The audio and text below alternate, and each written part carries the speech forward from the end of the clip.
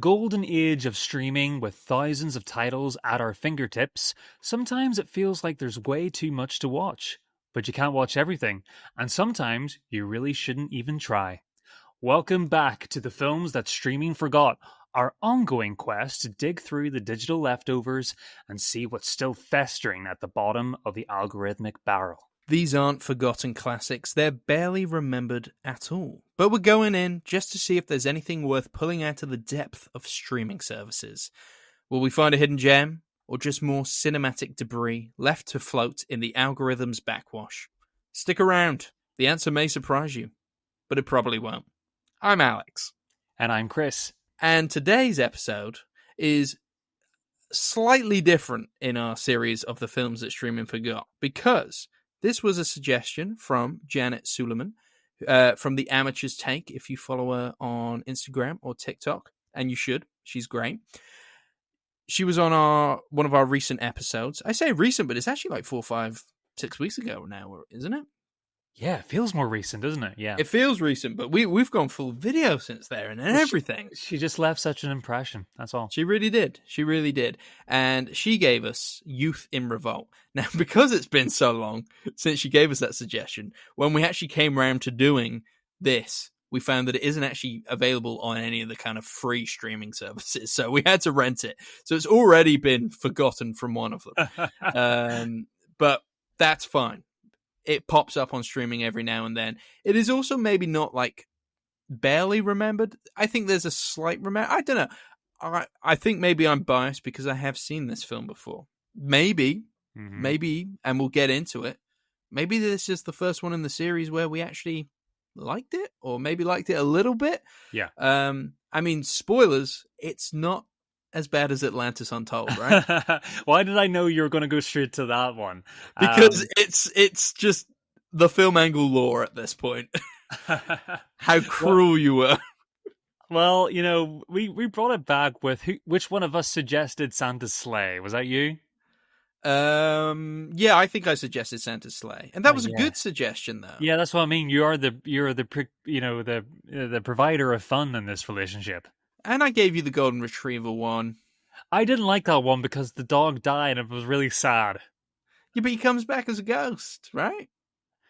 Yeah, but like he torments the kid. He's like, "Oh, I'm a ghost," to like the little kid, and then the kid can't touch him because he's a ghost. So he tries to hug the dog, but his arms just go through the dog's body. Oh, that is actually quite sad. Oh, I am sorry. Very cruel. Very cruel. I am sorry. So Youth in Revolt. So Youth in Revolt is a American rom-com comedy. I guess rom-com does include the word comedy, but you know, like if you were to separate, they're like two slightly different things. It was directed by Miguel Areta, written by Gustin Nash, and it follows Michael Cera, who plays Nick Twisp, who's desperate to lose his virginity, and whilst on a bit of a, not a runaway, but a bit of a hideaway vacation at a trailer park with his mum and his mum's boyfriend, he meets the girl of his dreams, who he's smitten with, and the two are then separated, and Nick must learn how to rebel in order to basically be kicked out of the house so he can go back to the trailer park. There's a very intricate kind of plot developed, which includes his real father having to go to this trailer park for work, and then Nick needs to find his way to get kicked out of the house in order to go live with his dad so he can be closer to the girl of his dreams. Which, what is the girl called again? I can't remember. I know she's played by Portia Doubleday, but I'm trying to think of the name. Sheenie. That's it. Sheenie Saunders. So it's kind of it's a mix of a few different things, I would say. So the very kind of classic teenage, I must lose my virginity, or else, and then the comedy that comes with that. There's obviously a little bit of a rom-com. There's a bit of the duality of like personality, because Nick creates this alter ego. Uh, in the form of of a Michael Cera version of Jean Paul Belmondo. Yes, yeah. Which I really wish they kind of leaned into more. Like I thought maybe we were gonna have like.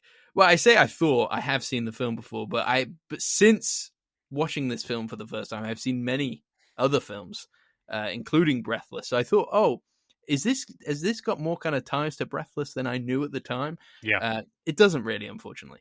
It probably could have done more of that.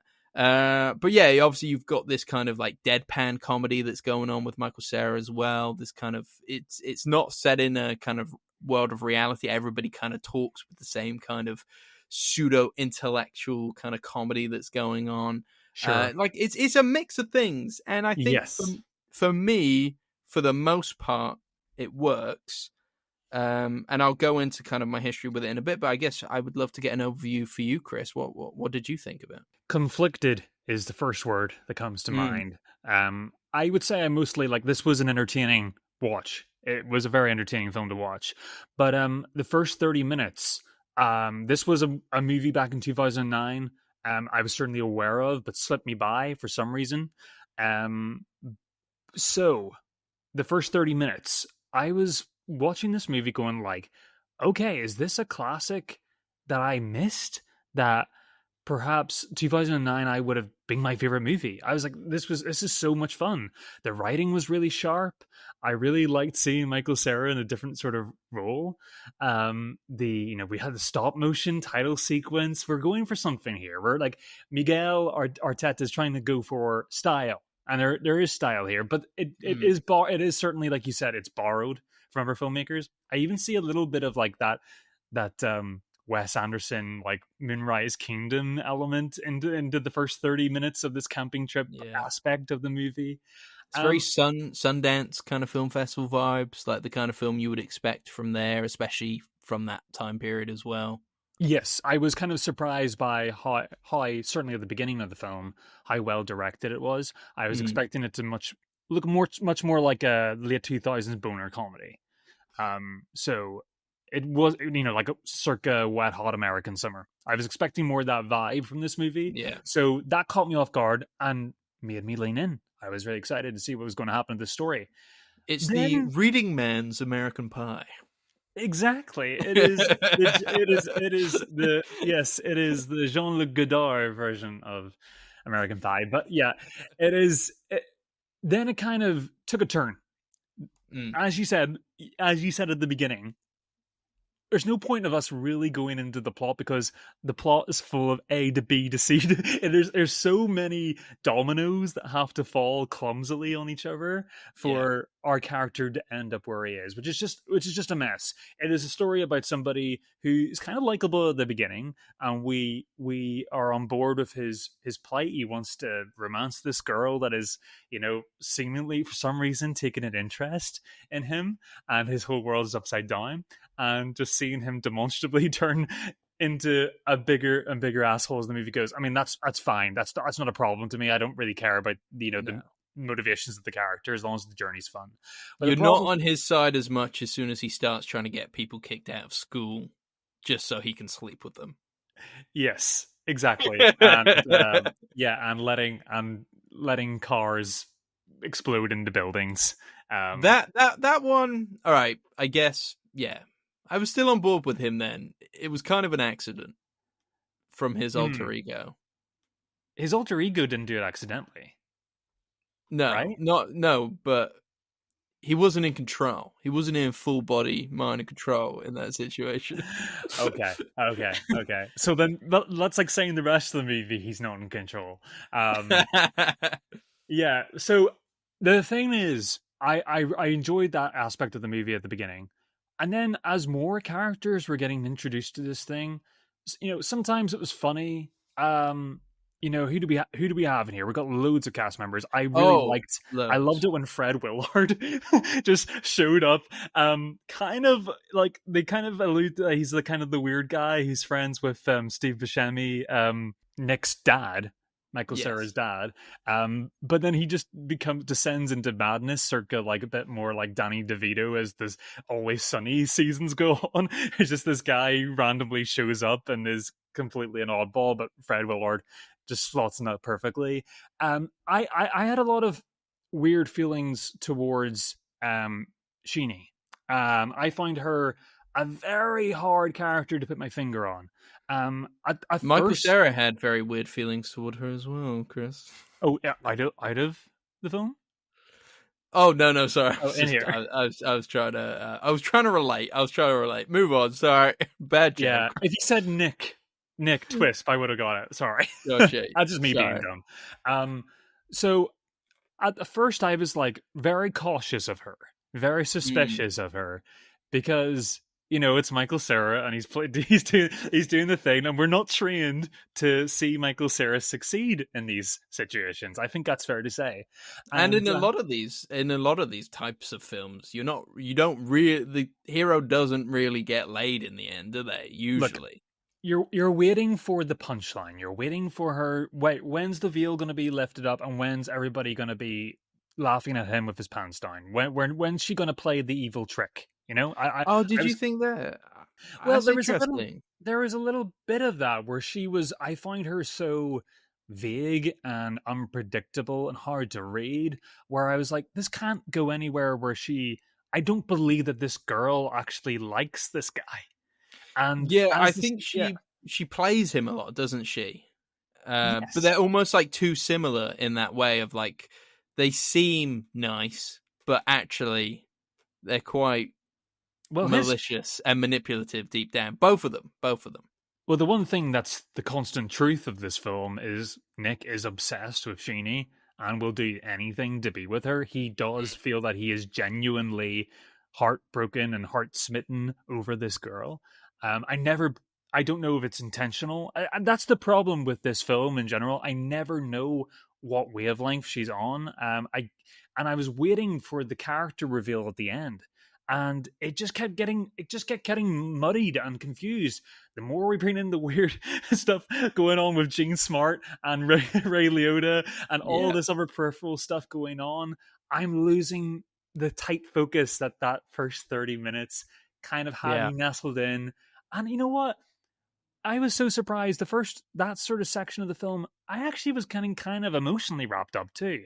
I Mm, thought we were going to get a little bit more of a touching story, and sure. then it turned into generic comedy for me after a while, and I Gotcha. was just a little bit deflated by that experience for me. That's I think that's fair. I think that's fair. I think as it gets further into the film, as it gets more ridiculous, as you are starting to slowly lose any kind of support you had of the of the main character. I think the characters just start to become more caricature and just they lose their humanity as the movie goes. Yeah, because you kind of feel for him at the start in terms of he is in this world where everybody is getting some, Yeah. and he feels like he is the only one that isn't.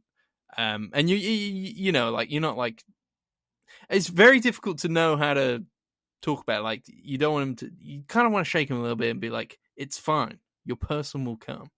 Yeah. Not like Yeah. that. But yeah, no, it is interesting. The first time I ever watched this film, I watched it when it came out. I remember being very excited for it.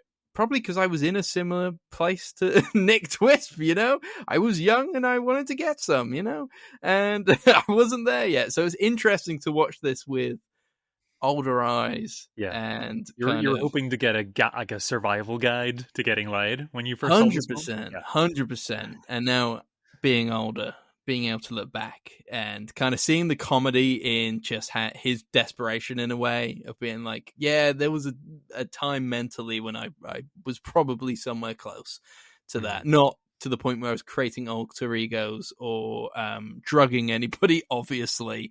But, that kind of like, why is everybody else getting it but not me? Oh, I imagine. just feel like I need to talk myself around some things there. But yeah, so yeah, it's different watching it with older eyes. So you just kind of see more of the comedy of it. Whereas at the time, yeah, like you said, it's kind of like, yeah, I can fully relate with this guy. I don't know about you, Chris. You are obviously still a virgin. So what did you think? Yeah, absolutely. And unfortunately, I didn't come away with any tips or anything. Like the sole promise of this film just failed to deliver. That's why I really got pissed off, to be honest. Um, um, I'm not even going to justify that comment, Alex. People can decide for themselves and be like, well, "Should we do that? Should we do a poll? Virgin or not virgin?" um, I no, don't. please, please, let's not do I this. Let's not do don't think either of us will like the outcome. no, no. Virgin battle between Alex and Kris. Yeah. Look, my complaint still. I was very conflicted. You know, when the movie started, I was like, I hate to think of things of like. I know we do it sometimes. We talk about like star systems in our head and everything, and which are are redundant and probably a terrible way to rate art. But I was like, I was just kind of thinking of I had a battery level bar that started Mhm. really high as this movie started, and I was like, oh my goodness, I really really like this movie. Mm. And some of these moments are quite tender between the two of them, and I'm like, oh, I believe in these two. I really want to see where this story goes. I actually wish the film kind of almost stayed in the trailer park and just became Mm. just, it was just that movie. I feel there was scope for that to happen. Sure. um but I don't know, maybe 2009. What would I have been? 13 years old? Yeah, perfect for these kind of movies where you're just kind of like every 13-year-old wants to watch these kind of movies when they're growing up. And I think I would have loved it. I think I probably would have had a similar reaction to you originally, and maybe revisiting it would have had a bit more rose tinted glasses. But coming, as a 28-year-old viewer that's seen a lot of these types of movies that deliver something that I'm more looking for, um, on a sweeter level, because Mm. I like these I like this coming of age story to be sweet, and I think Yeah. there was just a little bit of missed opportunity here. I think Miguel Arteta was trying to flex his muscle as an artistic director, and then kind of forgot that as the movie went along.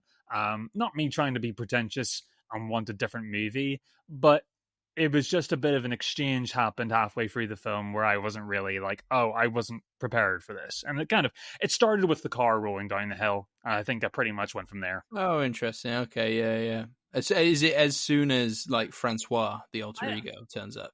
it was funny, like the blue contact lenses are Yeah. so over the top. But I almost expected that to be because the movie kind of was like, oh, we're playing with stop motion, we're doing different things with the camera, we're doing little Mhm. things here that are kind of small, and I expected that Francois alter ego to be a one stop set piece, and we weren't going to see that again. And then Yeah. we were stuck with Francois for the whole movie, and I was getting a little bit sick of Francois towards the end of it. I was like, you can kind of go now. Yeah, again, your mileage may vary, but like I find the movie just to kind of be a bit deflating as it went on. I'm repeating myself. I'm so sorry, but like, yeah, that's really. I'm contending with that because I only saw it last night, Mm. and I watched it by myself.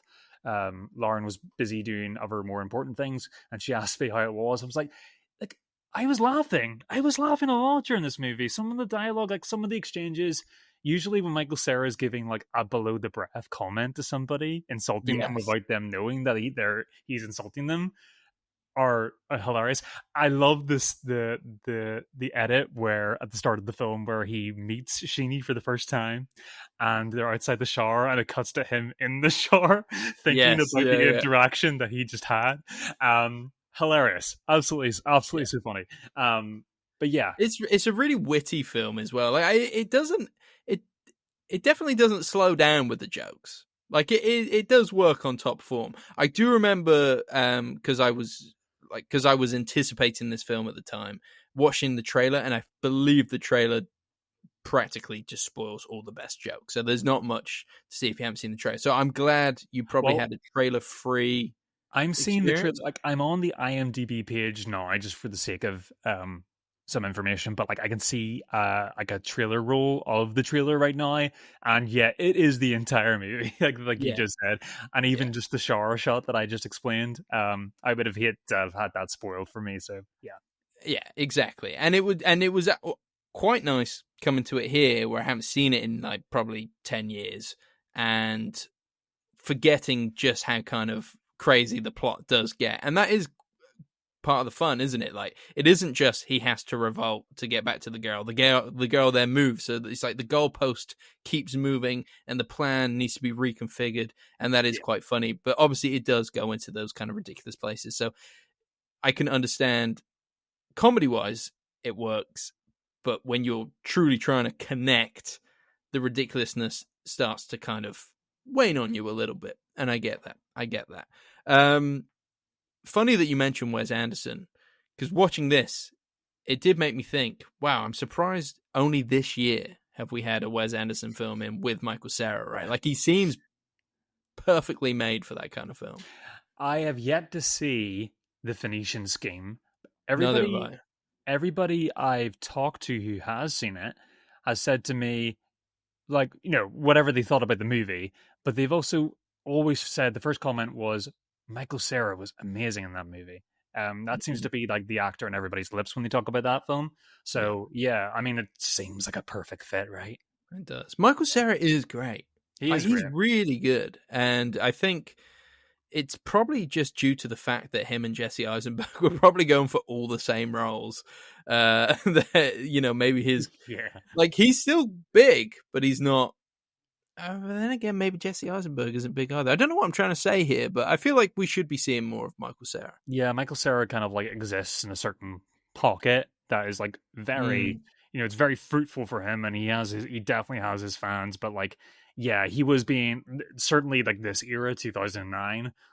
Everybody, like every teenager knew who Michael Cera was. We yeah, were all, we're all big super bad fans, obviously. Um, of course. Which is like the better version of this type of film, right? well, that's it. I kind of that's the problem. I think I'm watching the trailer now. I'm actually kind of distracted by it. I'm watching the trailer right now on screen, and I'm like, Podcast with me, Chris. Come on, what's going on? Doing I'm two like, things at once here. like no, I'm this is the magic of podcasts. I'm seeing the trailer right now, and I'm like, God, if I saw this trailer before watching the movie, my expectations would have been settled, and I would have known that I was going to get the ridiculousness. I had no idea what I was getting from this movie, and Yeah, yeah, so like you can kind of see how I might have been a bit disarmed at the beginning yeah. by this. I don't know. Do you think I'm reading too much into it? Do you think it's sweet, not as sweet as I'm showing it to be at the very beginning? Well, I guess, yeah, maybe. I mean, the narration at the start is quite bizarre because you go Mm. from like introducing Michael Cera and then introducing Michael Cera's mum, and then it goes, oh, and here's my neighbor, and he's a wacky, like, takes drugs and saves immigrants, and you're like, okay, this is weird. Why am I Setting these learning guys up. about this? Yeah. Like it's still silly. Yeah. It's Yeah, still, I it don't is know. it is silly. I love the joke. Like at the start, the whole thing is Zach Galifianakis is the he's the boyfriend of Gene Smart, of Michael Cera's mom, I and forgot Gene Smart was in this. I think I forgot Ray Liotta was in this as well. I was like quite like, oh, that's great when he popped yeah, up. Ray Liotta. Yeah, Ray Liotta playing Ray Liotta, like doing it well. I just love the gag of their escape, the whole premise. It's almost like the start of a Simpsons episode where it's just like it's so elaborate just to get us into the plot. Like okay, how are we gonna get into the plot? We're gonna have the deadbeat dad I don't know, to sell a car that was dodgy, and a bunch of Navy men are going to turn up and threaten to kill him. Yeah, So we got to get out of town. And then I love it when they come back home and the car is perfectly placed inside the living room. yeah. And how did they do? They must have taken it apart and perfectly reassembled the car within the living room. Yeah, that's there's some great nuggets. There's some great nuggets in here, but yeah, but that's it. That is it for me eventually. And I'm like, I've said my piece. I mean, I liked it more than you anyway, but I do think at times it thinks it is smarter than its own good. And as Sure. somebody who is now more ingrained in the film culture that Nick Twisp is at the start, your French films, your kind of arty films and all that kind of stuff, like that stuff I know a lot more about now.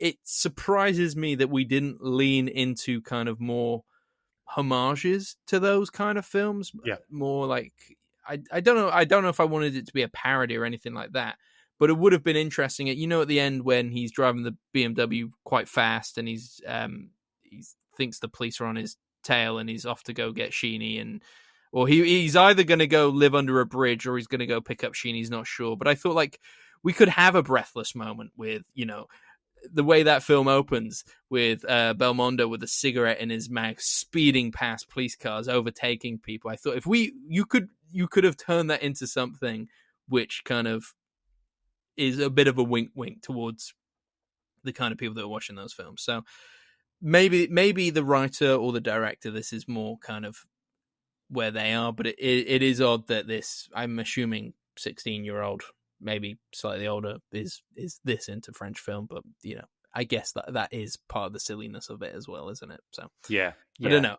Part of me sometimes was like, you need to lean more into this, and there were times when Francois pops up where you're like, oh yeah, I forgot this is the thing as well. Yes, like that is they true. do kind Despite of like how often it is. Yeah. yeah, they do kind of like pick it up and drop it in every now and then. But yeah, I mean, I find this charming. I do find this charming, and I enjoy these types of films. Like I said, when I was younger, I don't know if I want to fully subscribe to your feeling that I was seeing it as a guidebook or anything like that. But I know, like, I was teasing.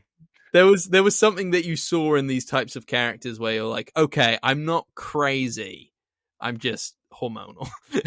You know what I mean, dude? I mean, in a way, it sounds so silly, and it makes you almost sound like a Michael Cera character when you say this. But like, yeah, I don't think it is an overstatement to say that for us at that age, we did turn to these movies for, you know, for sexual advice or relationship advice, and even how ridiculous they were, because we're 14, we're hormonal, and we seek movies for advice where probably an awkward conversation with our parents probably isn't prepared. So yeah, you know, yeah, and at school it was just like the same. Yeah. You'll get pregnant and die, you know, the classic. Oh, okay. Yeah. Oh God. Yeah. We didn't even have sex ed. We were one of the classes in secondary school where we they forgot to teach us it. Because we had a substitute teacher because one of our teachers was ill, and they kept subbing the teacher out, and they just missed the curriculum. So you know, if it wasn't, you know, all of us could have learned not to, you know, have sex. Like, it's compared to the other films we've done, you probably hold this in higher esteem. But if I was to say to you, for our audience, should this be left forgotten or should we be seeking it out? I'm interested to know how you feel about that. Oh, no. By any means, it should not be forgotten. I think this is like another, for all the things I've said that disappointed me about the movie, I did actually have a lot of fun. I did pass like the 10 laugh test. I did laugh a lot in this movie.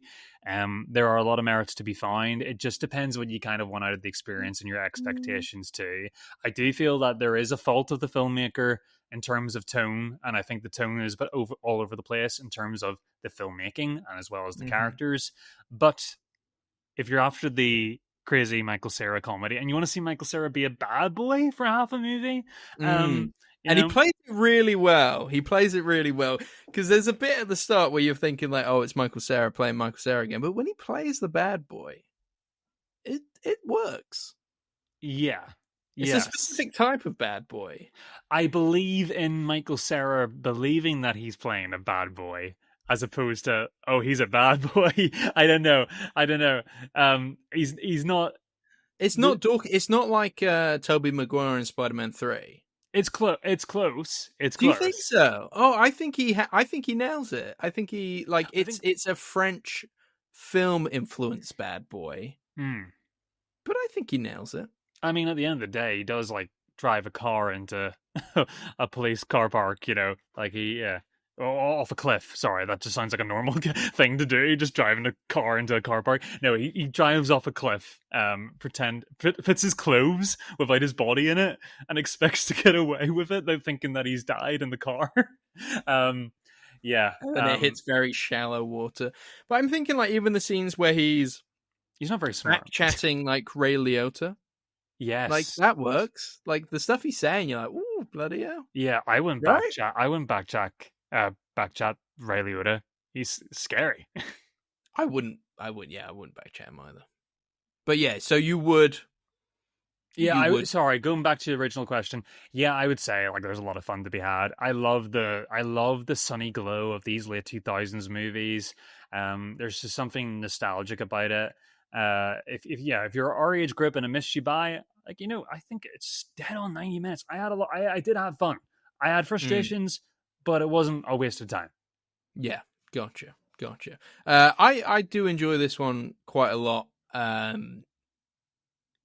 don't know if I love it or anything like that, but I have a bit of nostalgia for, I kind of forgot about this film. Like, obviously that's the name of the series, isn't it? But when Janet brought it up, I was like, yeah, no, I know this film. And then it wasn't until I kind of like finished that episode and I was like, no, I really know this film. I remember being very excited for this. This was just one of those films that was, I don't want to say it was like a seminal part of my childhood, because it definitely wasn't, but it was in that Wow. it was in that kind of circle of films which were kind of, like you say, guiding me Well, in some weird way. well, that's why I find it so bizarre that I missed this one, because you're right. It was in that those sort of films had an aura. They're all chain linked together in a way that some movies aren't. They just don't have that anymore. So Youth and Revolt was always a title I had in my head, but it was a movie that I kind of just admitted to myself I'd never probably get around to seeing. So I'm glad that Janet made me see it. So I'm really grateful that it's another one added to the list, and like, oh, this could have been one of my movies. This could have been one of my movies. Yeah. And she wasn't cruel. She didn't give us Atlantis Untold. No, she didn't give us something that is absolutely objectively impossible to watch. Like, it will make you physically and emotionally ill from just just putting your eyes on a screen and watching this film. Yeah. No, I like it. She gave us something that she thought maybe needed to be reevaluated, and it was good. It's good fun. Yeah.